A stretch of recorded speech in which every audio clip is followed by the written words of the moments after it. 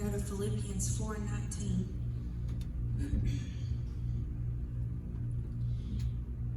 And we all know it's a very familiar passage of Scripture, and we like to quote it.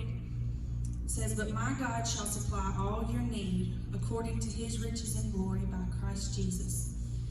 If you flip over to James chapter 1, verse 17, it says that every good gift and every perfect gift is from above and cometh down from the Father of lights, with whom is no variableness, neither shadow of turning. Ben, would you pray?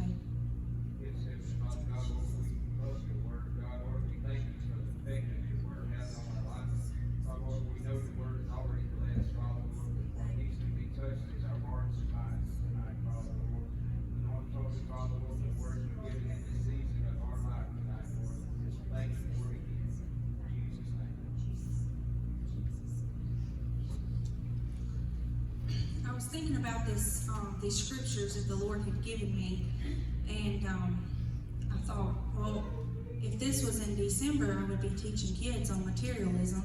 Do you want me to wait for Christmas, Jesus? But he didn't. He said no, so here we go. But we live in a society today, we can all relate to it, that is driven by wants and needs. The definition of it on the dictionary for want is to have a desire to possess or to do something, to wish for something. And the definition of a need is something that is required or essential or very important to everyday life.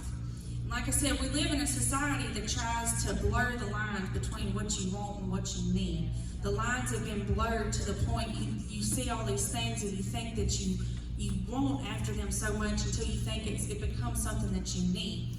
It's a culture that is driven by instant gratification. We have rewards programs and bonus programs and cash back and points, and it's not enough that we're just programmed to accept something on top of what we go to get. I can't just go in Ulta and buy $50 worth of mascara.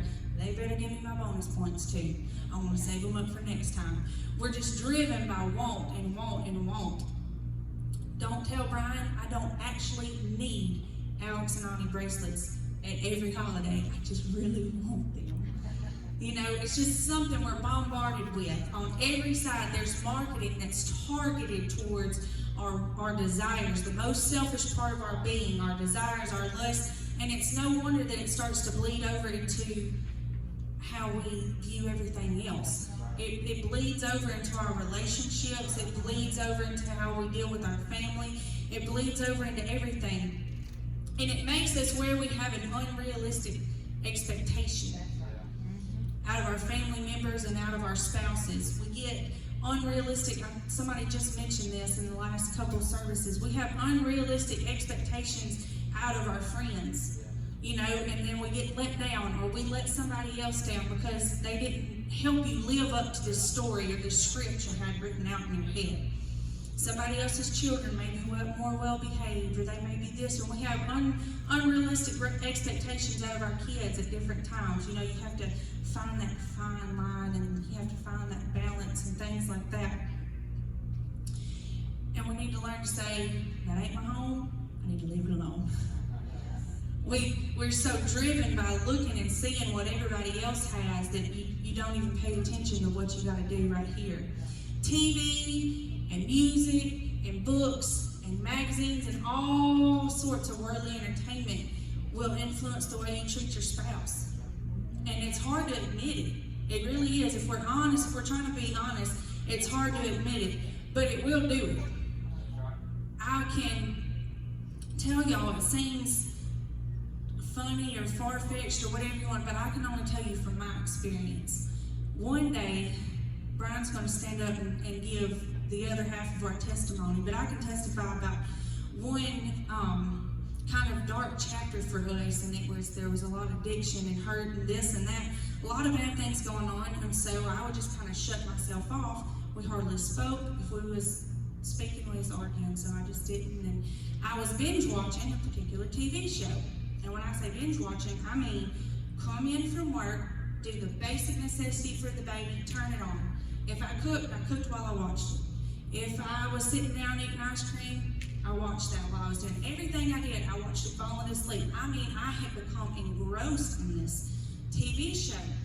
And then I realized part of the reason why I was treating him so bad was because I had started to write this story of what he should be doing, or how he should be treating me, how he should be loving me. And I had to come to the realization that I'm worried about this man going to the gas station and coming back in one piece. He cannot live up to this. You know, I had started to put this unreachable goal out there for him. I didn't even tell him it was there. But then I would get mad at him for not doing it. I had created, the enemy had used it. We were already in a dark enough battle, and the enemy had used that to create even more division, because if I was starting to want for something that wasn't mine to have. I'll give you a hint about those TV shows and those books. They're written by women, and the men are paid to act like that. They ain't real life, okay? I'm not saying there's not good men, and I'm not saying there's not romantic gestures, and I ain't saying we ain't come a long way, because we have. But the reason why it's so unrealistic and it seems like this unattainable thing is because it is. It was drawn out of somebody else's imagination of what they want. And the enemy tries to use it. It's just 30 minutes of Netflix. It's just 45 minutes. And the enemy tries to use that to drive our want until it blurs the lines, and we think that's what we need. You know? It's an unrealistic idea of relationships, and it becomes what we try to grade, and everything, the scale we try to grade on. But more importantly, like that, living in a society that is obsessed with filling our wants under the cover of meeting our needs, they barely even veil it anymore. You know, under the cover of meeting our needs, it's no wonder that it bleeds over into church and how we approach it. People have stopped looking at churches as a house of worship. They've stopped looking at it as a place to fill their needs.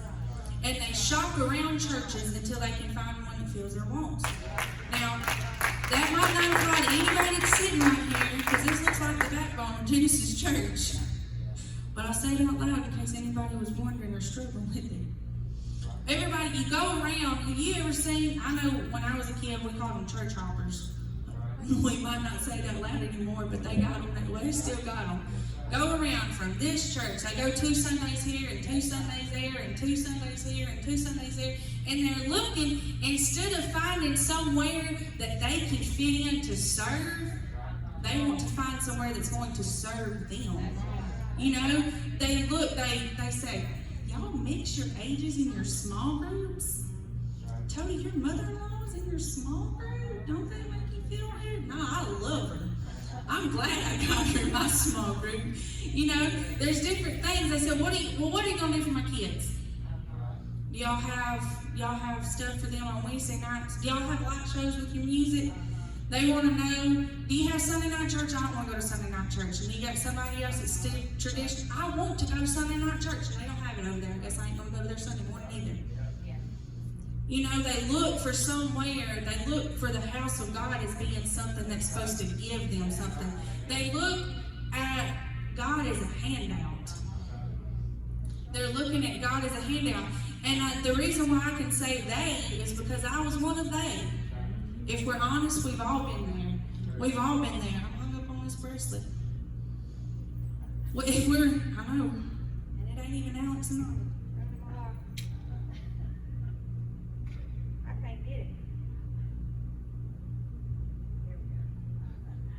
Alright, that was going to just be a hindrance from the enemy right there. We get hung up on what church can do for us instead of what we can do for church. We have forgotten we are so driven by our wants and wants and wants and wants, and we know we need to go to church, but we want it to be how we want it to be. You know what I'm saying? Like, we forgot that it's a whole kingdom work. It's not just about the sign on the door. I know some people that want darkened places if it don't have the right affiliation under it. If it's not an organized church, Well, do y'all go somewhere that licenses their ministers? They're so consumed with what the building is and who is inside of it that we've forgotten that it ain't even about the building. It's not about the building. It's about what I can do for the people that live around the building. It's about what I can do for the people in the community around it and close to it. And on and on and on. And we just get caught up in what we want out of church instead of what we need out of it. We're living in the time that Paul talked about in 2 Timothy 4:3 when he said there'll come a time when they will not endure sound doctrine. And he said they'll pile up people looking for teachers unto themselves, having itching ears. There's different translations that I read through this, and one of them says they basically look around till they find something that says what they like. They just look around till they find something and they say, that one talks about this issue and I agree with that issue. And they'll just, like I said a couple weeks ago, or the last time I spoke, there are people that live like the devil and still listen to preaching. They still ride around in their car listening. That's somebody scratching their ear. That's somebody scratching their ear. They're feeling a want. They know they need something, but I just want this need to be met in this way. I just want it to be done this way. The culture that we're living in, even as a church, people are giving up, cracking up, washing out, because they can't hold on anywhere that isn't meeting their wants instead of seeking after God to know what they need. But don't get me wrong, you do need a good church, and you do need people that you can relate to, but you also can't get caught up in the country club mentality of who is there and what they can do for me. I go to church with so-and-so, maybe I got to plug in so-and-so. and it's sad to say, but it's the truth. It's the truth. I worked in New Albany for a couple of years when I first moved to Mississippi, and they had started a barter club. And they said, you want to join our barter club? We've got doctors in our barter club. I don't know, and it was people, and it wasn't that big of a deal. It was somebody, I make homemade bread and I make house repairs and I make this and I make that, and it was you exchanged goods for services or things like that. There was no money, and it was a really cool concept. But then it started to be like, I got Dr. So-and-so in our barter club, and I got banker so-and-so in our barter club, and then the more you stress on who is in there and who's not in there, and you're like, do I belong in there? And when people stress on who is where, you start to wonder can I even be a part of something over there? Do they need me? Because I know that they ain't making me feel like they want me. Here we try to, we lose our sight spiritually, we lose it physically, and we lose it carnally. We lose it in reality when we're trying to blur the lines and we try to move the markers back and forth between what I want and what I need. Or you want something so much that you just let the devil convince you it's something that you need. And we get to an unhealthy point where we stop growing. You're not reaching. If you're not reaching up towards Him, if you're reaching out constantly trying to reach for this thing to make you happy, and this thing to make you happy, and this thing to make you happy, you're not reaching up, you're not looking up. I am not a farmer. I'm not. But Lyric wanted a garden this year, so I've gardened, and it's a mess. I'm telling you, we've got some good stuff out of there, but it's crowded, it's too close, there's too much of it. They'll have to give us some 5-gallon buckets for me to throw some squash in, the rain about to drown them. I mean, it's been a mess. It's been a learning experience. But I was out there a couple of weeks ago, and I was looking, we hear the verse about God said He is the vine and we are the branches. And I had never related to that until I was out there trying to move some plants around and weed or whatever. And it's completely 100% right. I was looking at watermelon. that watermelon vine is thick. I could pull it out of the ground and smack you in the face and you'd know it. I mean, it's thick, it's strong, it's steady, but those little branches that come off of it, Lord, they'll reach for anything. They will reach for anything. If you don't train them, if you don't put them in the right direction, they're going to just be reaching for it. You've got to keep it trimmed out, and you've got to keep it focused all in the same direction. Keep running along with that watermelon vine or that cantaloupe or whatever it is. And we're like that. If we don't stay close to the Lord, if we don't stay close to what we need, if we don't keep ourselves in check, we're just going to reach out for any old thing. Some examples in the Bible of where reality had been skewed between wants and needs. They go all the way back to Cain and Abel. They go all the way back. And our desires and our lusts mess it up. Cain wanted acceptance from God without being rebuked for sin that lay at his door. In Genesis 4:7 it says that. And the children of Israel wanted a promised land handed to them without any difficulty involved at all. Without any. They thought that being delivered from slavery, where they had been tended to other people, meeting their wants, meeting their needs over and over, well, they thought, oh, okay, well, that's how life is. So if I'm not doing that, that means God's going to do that for me. They wanted everything given to them. They thought that God was about to be their slave. They cried for everything they wanted. They cried for everything they had to wait for. They were scared of anything they had to fight for. They wanted an easy way to go, but God knew that they needed to fight for the things that He promised them in order to break the chains and to break that slavery mentality. David wanted to stay home, but he needed to be leading his people. He wanted to stay home. He stayed behind and saw something that he wanted, and then we all know it's a snowball effect. If you know, sometimes people don't know. They ain't paying attention. They ain't trying to know, whatever. But if you know what you need to be doing and you don't, you're going to end up like David. It's going to be a snowball effect. Just one thing, one calamity after another. And he was a snowball effect. Lies, destruction, adultery, murder, and the loss of a child. Because he was not doing what he needed to be doing. He was off somewhere doing what he wanted to. Jonah wanted to run away when he needed to be preaching to somebody. And then turn right back around. He's got the nerve to want God to destroy the people he just preached to. I'm sure God was like, after all that trouble of me getting you there, I mean, it took me a week, 2 storms, and a fish and everything else, all kinds of heartbreak. Now you want me to go back on my word? He said, Jonah, you need to find your act right. It's what you need. I don't care what you want. I'm telling you what you need. Elijah wanted to see God. He had seen God. He'd already seen God. And then he was kind of depressed and running and hiding and all this stuff. He'd already seen him. He'd already seen his power. He'd already seen him work. He had seen God answer by fire. And then he's off by himself and he wants to see God in a rock and roll show with pyrotechnics and everything else. God said, no, you need to sit still. You need to sit still and listen. I'll tell you one thing. Some of y'all might have figured it out before 30, but I'm getting it. Now, there is power in sitting still and shutting up. There is.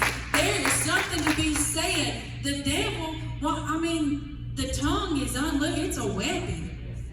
We know that. But that's why especially somebody like me that's a motor mouth. Lord, the devil wants me to run wide open. I'm telling you, it's hard to admit it is. But there's power in getting in God's presence and sitting down and shutting up and just listen. Not just listen. Be still. Be still. And that's what God said. He said, Elijah, you shouldn't need anything else from me. You have already seen my hand at work. I know that's what you want, but what you need is to be still and to listen. The Jews of Jesus' day, they wanted to see him overthrow the Roman rule. When they needed to sit up, sit still, dip their noses back down, open their ears, and realize that the law that they loved so much was coming to an end. They were so busy running around wanting their rules to be relevant that they couldn't see the grace they needed was right in front of them. And the sacrifice that they took so much pride in, all the sacrifices that they took pride in, the sacrifice was right in front of them. The Savior, the Messiah that they wanted was a king, and he was a ruler, and he was a conqueror of earthly kingdoms, and he rode a white horse, and he carried a swift sword. But can I tell you tonight that the one that they needed had already been seated in heavenly places? He wasn't just a ruler in the earth, he was the one that created that earth. He was, although he rode into Jerusalem on a donkey, it was still a triumphant entry. And rather than wielding a swift sword of judgment, he preached grace and mercy and forgiveness that was available to all men now. And that judgment was no longer something that could be carried out by men or law. And the only thing I can think of that's more exciting than that is that same Jesus that was standing right in front of them, that was right there in front of them, trying to get them to sit down, trying to get them to hush, trying to get them to stop debating. Have y'all ever met anybody that literally their words are, "You want to sit down and debate the Bible?" Lord God, no, what's there to debate? It is what it is, son. You know, but that's what they wanted. They wanted to debate about the law. He was the law. He was the original writer of it. All these extra rules and all these other things that they'd come up with, he's like, you know what, I'll let y'all go with it because, but I mean, come on now, it's over. I'm here. This is it. He said, stop asking for things you want. Stop asking who sits beside you in heaven. I mean, that's the ones he handpicked, not just that the ones he handpicked were sitting beside him fighting over who gets to sit beside you, Jesus. Shotgun. You know? He said, stop. That same Jesus that was their personal connection between heaven and earth is still accessible. He's still, we don't see him in the flesh, but he's still accessible through the Spirit. He's still available to bounce all your ideas off of. And you can't, but the catch is, you can't just say it to him and walk off. You gotta sit still and listen. He's still there for him to tell you everything you want and to find out everything you need. That's the catch. I don't want you to get upset and be like, I sure don't want to listen to Tony preach anymore. She said, God doesn't want me to have anything good. Because that's not what I'm saying. That's not what I'm saying. The Bible says, whatever you bind on earth will be bound in heaven. Whatever you loose on earth will be loose in heaven. So somebody says, get out of my way, I'm fixing to loose me a new sports car in my life. That's what we think. We think we can just name it and claim it, whatever it is, over and over and over. But I'll share something to you. It came to me as this just, amazing revelation. Just like, oh my God. Like rocked my spiritual world. I was so excited. And I shared it with my mom-in-law just a couple of days after I said it. We like to, when we're praying for something we want and something we want to happen, we quote Matthew 16, Lord, you said whatever I bind on earth, we bound in heaven. Whatever I loose on earth. And we try and we do that. And it's right. It is. You can pray his word while you can pray his word. He prayed the word. You can absolutely, positively, 100% pray for every little thing that you need and stuff that you want.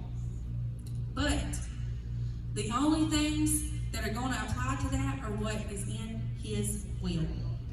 Heaven is not obligated. Heaven is not obligated to bind or loose anything that isn't in his perfect will.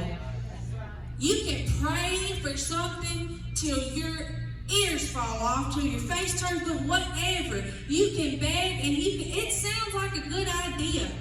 It does. It makes all the sense in the world, but if it is not in God's will, He is not obligated to do that. Heaven is not obligated to bind anything or loose anything if we aren't willing to be spiritual enough and to seek after Him and to know what is His will and what's not. So a question I would like to present to y'all is, how do you find out where things line up between what you want and what God needs? Jeremiah 29, what God says that I need. Jeremiah 29, we all like to quote it. Verse 11 through 13, for I know the thoughts that I think towards you, saith the Lord, thoughts of peace and not of evil, and to give you an expected end.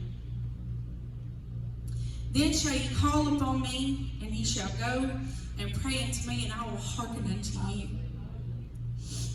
And ye shall seek me and find me when ye shall search for me with all your heart.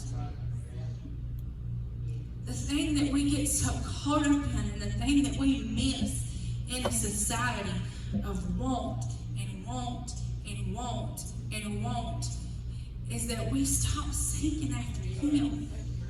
We're only seeking after just little things, just fleeting things that are going to make us happy for here, for just a minute, for just a day or two, for just this or that, just one little random thing after another. We stop seeking after His perfect will. And if you're not seeking with your whole heart, all you're going to do is just keep wanting. You're going to keep wanting. You're not going to have all your needs met. God wants to give you what you need. He said that He wants you to prosper as your soul prospers. It's truth. It's a biblical fact. It's a principle. He does. But if your soul's not prospering, what good does it do? What good does it do to get every little thing you want? The newest technology, the newest cars, the newest this. You can pray. I got tickled at myself when we were growing up. We could hear my papa quote different verses, and we just knew how he was going to finish it, the emphasis he was going to do. And I was reading this and I was studying, and I could hear Sharon go, line it up. Line it up. You can't tell God, okay, I need you to help me get a job, and I want to make this much money a month. This is what I need to gross, Lord. This is what my net needs to be. And He's like, when was the last time you paid your tithes? You don't get to play both sides. We've gotten to the point where we think Jesus is our spiritual Santa Claus. I don't have to do nothing but go, write a list, and take off. He's going to do the rest. How many times do you talk to Santa Claus a year when you were a kid? Once. And that's how Christians have got. We just go and we tell Him what we want, and then we just walk off. We don't come back to check. We haven't sought Him with our whole heart. We haven't repented about sin at the door. Nothing. We just tell Him what we want and just go on. Well, He's going to give me everything I want. That's what His Word said. But His Word said you have to seek after Him with your whole heart. A heart that goes to God and tells Him what you want and what you think you need is just like the disciples telling Jesus how they wanted Him to overthrow people. It's just like them telling Him. It's like going and telling, I can drive a truck and I can move something on a two-wheel dolly, but I'm not going to tell Ben how to deliver no Pepsi. It ain't my wheelhouse. That ain't what I can do. I can see all of the problems and I can see all of the pieces. But I can't put it together like God can. I may want certain things, but thank God He's merciful to keep me from the things. Some of the things I wanted, He said, baby, you don't need it. He's merciful to give us the things that we need. Sometimes it's uncomfortable for God to get in our face and tell us, sit down. I know that's what you want, but it's not what you need. In Psalms 34, David prayed to create in me a clean heart I had heart surgery the first year we got married, and he didn't just bounce up from it in a day. I've never heard of anybody that had a heart surgery that just said, that was all right. I'm bad as getting tooth pulled. But sometimes that's how it's got to be with God. We got to have heart surgery. And sometimes heart surgery hurts. God cutting away at things that we don't need in there hurts. Cutting out and separating between what you want and what you need hurts. Realignment can hurt.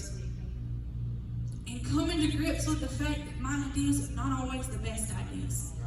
It hurts. It hurts our pride. It hurts our flesh. It makes us mad. It can raise our blood pressure. And you can throw a fit. You can act like the children of Israel, lay on the floor and cry. It doesn't change the fact that what you want is not what you need. But sometimes it hurts, but you still got to do it. You still got to do it to find out what you need.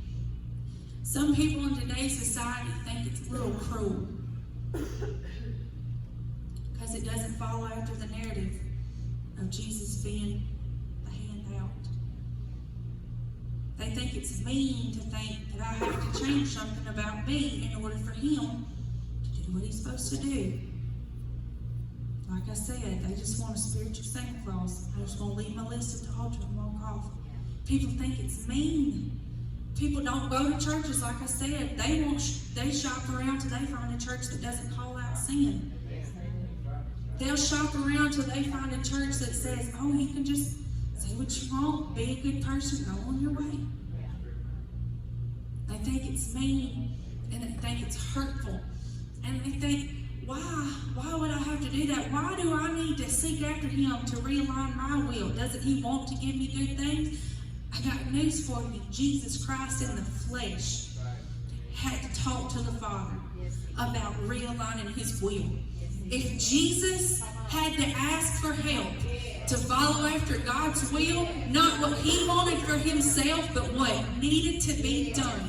If Jesus had to do it, I can shut up and sit down and say, come on, help me.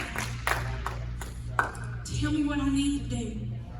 Tell me what I need to do, not just what I want. And I'll go back to James chapter 1, verse 17. We think of God as being someone that, if you talk about, you get kind of harsh about the difference in what you want and what you need. You think, well, does he want anything good for me? He does. He does. And even the things that came along in your life that you didn't understand, that you didn't know how you was going to make it through, that you didn't think you were strong enough for, it was still a gift. It was still a gift because it got you to where you are now. It built your testimony to this point. Everybody hates to step on a Lego, but a Lego can build something. Every little hurtful thing that came in your life, you could have just been upset and just left it in pieces. But if you give it to him, you can give him all the things that you didn't want, you still got. He says, okay, I'm going to make it into something you need. I was thinking, and I shared this with Sharon, we get so upset. Some people, I have been myself trying to hear something, turn on the radio, hear a preacher, and think I know where they're going, think I know what they're talking about, flipped it. I do not want to listen to anything encouraging right now. Or I don't want to listen to anything talking about that.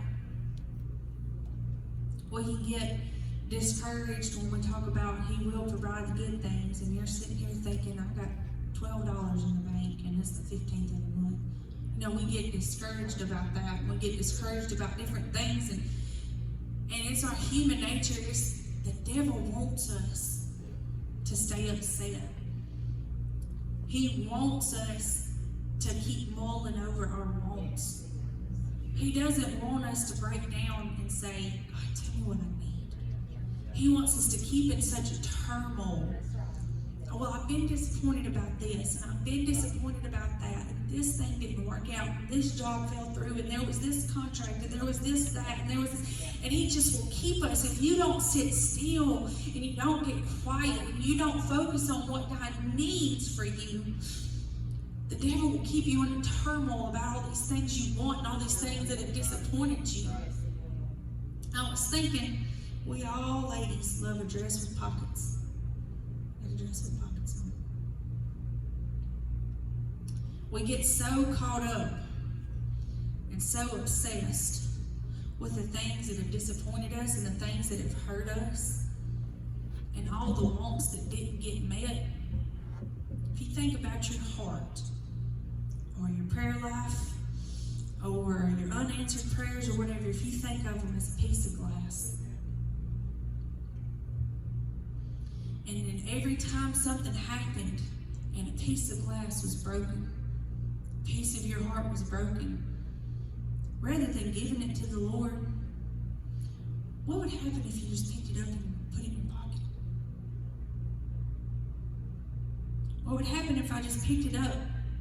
Every hurt, every disappointment, every broken piece, every painful Lego to step on, instead of letting him build something with it, what would happen if I put it in my pocket? And I just walked around, eventually, this dress would start to pull from the weight of disappointment that I was carrying around. It would start to pull under the weight of hurt. It would start to pull under the weight of resentment.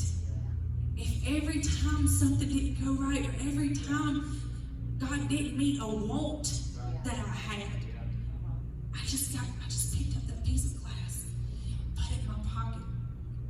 And sometimes we do that ourselves. We just pick up the hurt and put it in our pocket. And then sometimes we get real nervy. And we get around somebody, instead of asking them to pray for you, get around that pocket. And you're going to tell them about what's hurt you. And you're going to tell them about what's made you mad. And you're going to tell them about every disappointment. What happens then? You got cut up fingers. I'm going to bleed on the person I'm standing beside.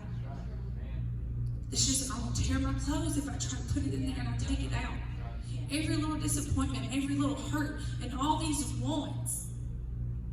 All these things I wanted to work out, all the things I thought I needed, all the things the devil convinced me that I needed, but it was really just a selfish, flesh want. If I kept every little disappointment and every little hurt on my person all the time, I'm just going to get cut up. I'm going to tear up my clothes. I'm going to hurt somebody I'm standing beside. If I'm fumbling and I drop a piece of that glass out. If I see everything as another opportunity, well, there's another trophy to put in there. Another disappointment. Guess I'll have to pray next month about it. It becomes something that he can't build with. Every single thing that he does, that he gives for us, is something to build on. Is something that we need. Whether we realize it at the time or not, it is something that we need, but if we look at it as a hurt and as a disappointment, it's just a hurt and a disappointment. It does no good for us. It does no good for us.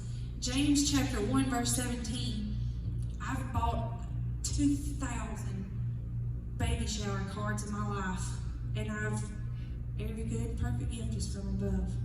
I've seen it so many times, I couldn't even count it, but until I was studying this, I don't remember, I'm sure I have at some point, but I don't remember reading the whole verse.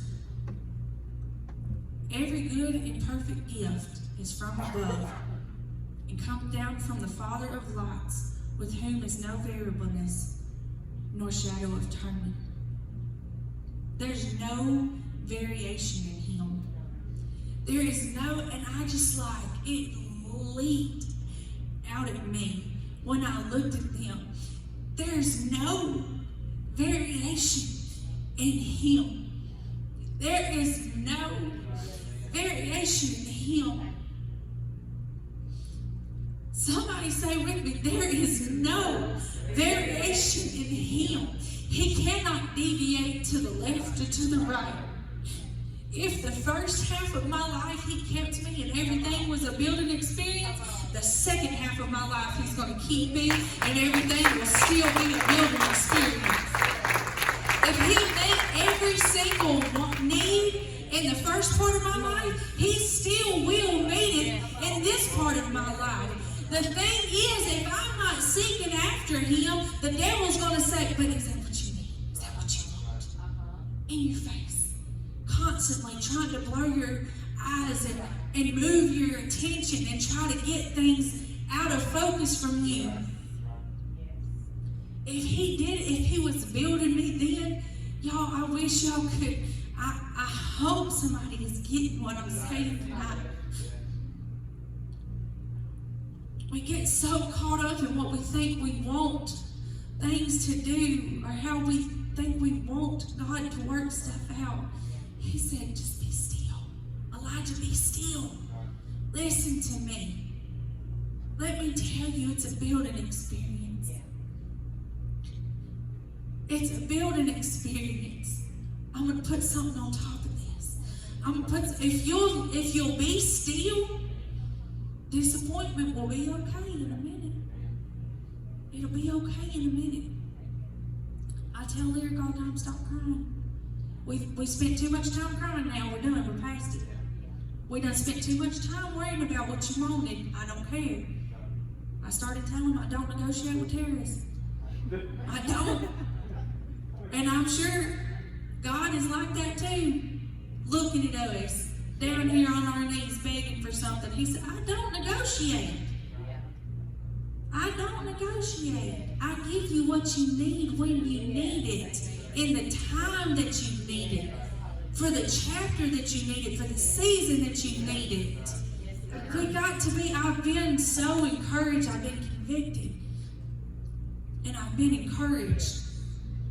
That even if I don't see you right now, even if it seems like He's not listening, He's still building something. He's still building something. He's still building on what I need. Every little thing, every little point that we come through, every hiccup in the road, it's still building on something that we need. Y'all can stand with me, Erica. You can start something kind of soft. I hope y'all have got something out of this tonight. I hope I can encourage you. If it seems like He's not listening, if it seems like He's not giving you what you want, just say, just get still. Say, Lord, what do I need? I know what I think I want to work out. I know what I think needs to happen. I know how I want this relationship to be fixed. I know how I want finances to be turned around. I know how I want my family to come together. I know how I want all of these things to happen. But God, help me be still. Help me to listen to you. Pray for what I need, not just the things I want. Not just the things I want, not just what would be convenient right now. Oh, how guilty we are of praying for the quick fix. I'm so guilty of praying for the quick fix. God, I want it, and I want it right now. I want it right now, but God said, I can't teach you everything you need to learn if I give it to you right now. I can't teach you the fruit of the Spirit called long suffering if I give it to you. You cannot produce patience, one of the fruit of the Spirit. You can't produce it if He answers everything quickly.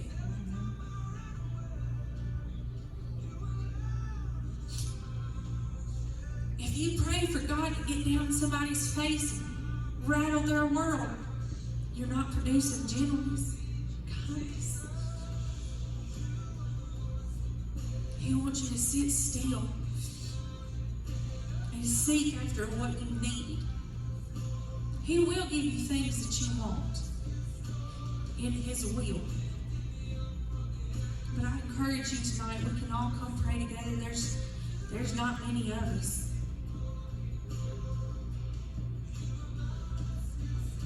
I want to encourage y'all to come pray and seek after what